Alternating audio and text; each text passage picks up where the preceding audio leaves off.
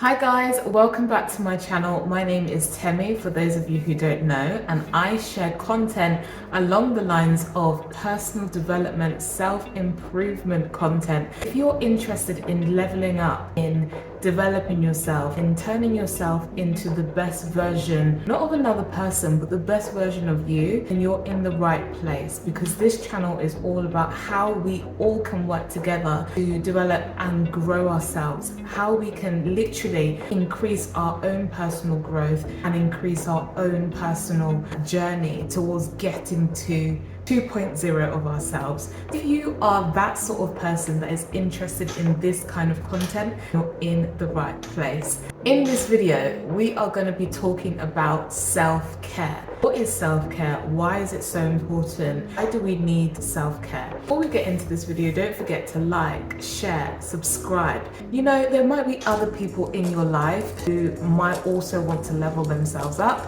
who might be interested in personal development and self-improvement. Why not share this content with them? Okay, without further ado, let's get straight into the video. Self-care is how we can be of service to other people. You see, I always say that self-care is how you fill yourself up so that you can then continue to be of service and of value to somebody else. I always love to use the analogy of a cup, right? If you think about a cup, I actually have a mug here that I've been drinking out of. Pretend that this mug is full to the brim, right? So this mug is completely filled to the brim. Imagine now I'm trying to pour into another cup right here. So I'm trying to pour from here into here. So I'm pouring.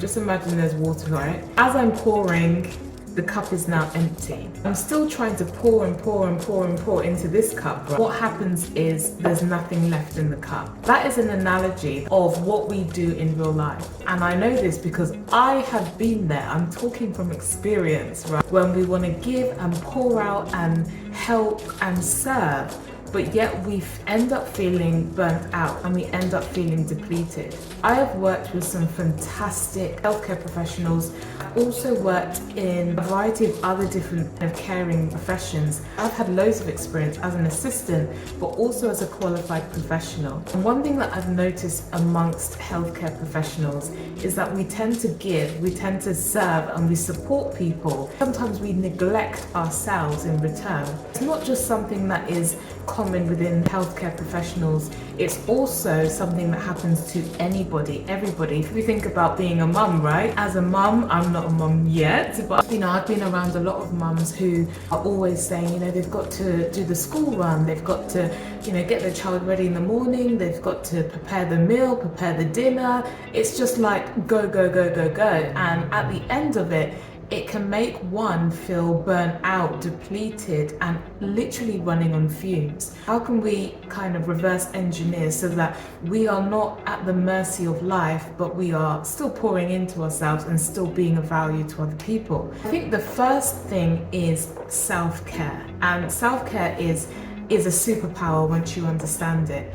For a long time, I myself did not understand what self-care was. I didn't really, not that I didn't take care of myself, but I wasn't very intentional. And if you don't know what intentionality means and the power of living an intentional life, I will leave like a card at the top or a link at the top. Or even if you check down in my description bar, and you might see all of the live series videos there. Definitely check out that video. Now, don't get me wrong, I was looking after myself. I wasn't really intentional about my self-care. I think the more responsibilities you have as a woman or even as a man, I think the more you have to be even more intentional about upping your levels of self-care. And what does this essentially look like? So self-care can actually be broken into 4 different quadrants. I know because I was the one who coined this, working with several people in the pandemic.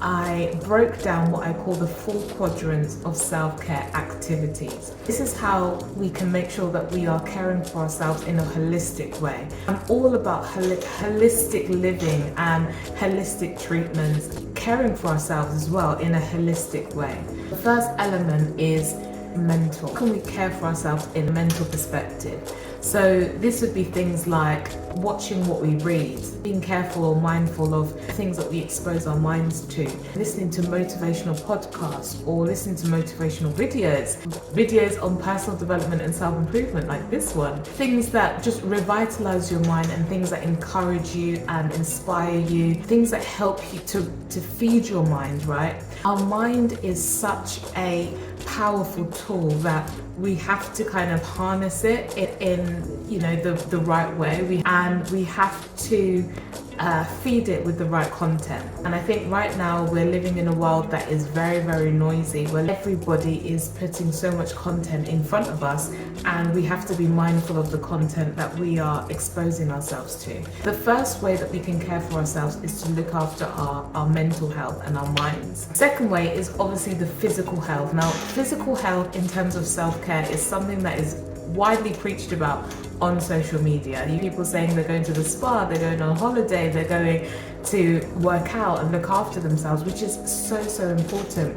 When we think about our physical bodies and our physical health, if we don't look after ourselves, we are literally not going to be able to do what we need to do, our responsibilities and everything that we need to engage in. So obviously looking after our bodies is pretty obvious. I think a lot of us know that we need to kind of look after the body, and we know that our body is a temple and we need to look after it, etc., etc. The next one, or the next quadrant, is social. We have to also look after ourselves in a social capacity as well. The reason why I say this is because I was helping quite a few people in the pandemic that a lot of their mental health issues was actually coming from their social life. It was coming from the people that they were surrounding themselves with. It was coming from their social environment. So there's no point looking after yourself mentally and physically and then getting into a social environment that breaks all of that down again. We have to be mindful of our social environments, the people that we surround ourselves in, and the environments that we choose to go into as well. And then the last quadrant is emotional. So we need to obviously care for ourselves in an emotional way. It could be speaking to loved ones, speaking to friends. It can also be helping the less privileged.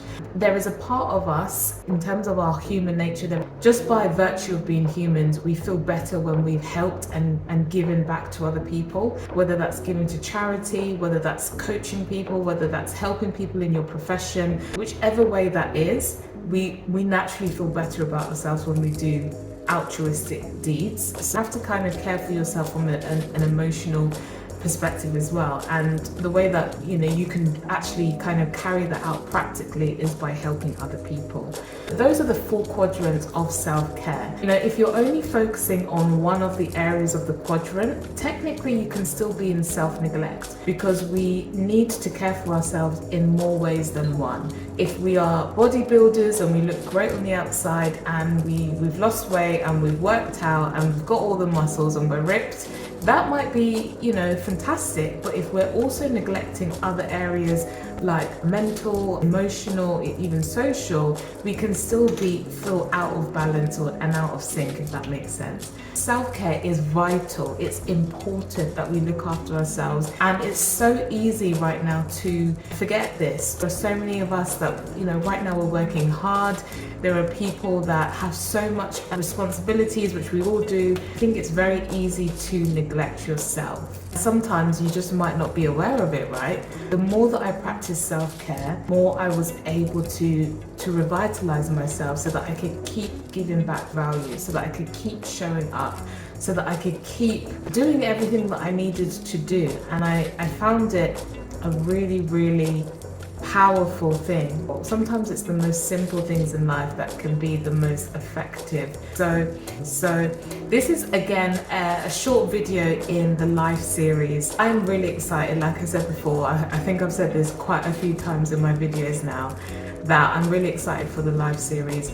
If you have any type of video ideas, or you have topic ideas, please do let me know down in the comment section. I want to actually start a conversation with you guys and get more of your kind of commentary and your ideas, your thoughts on these topics as well as your video suggestions.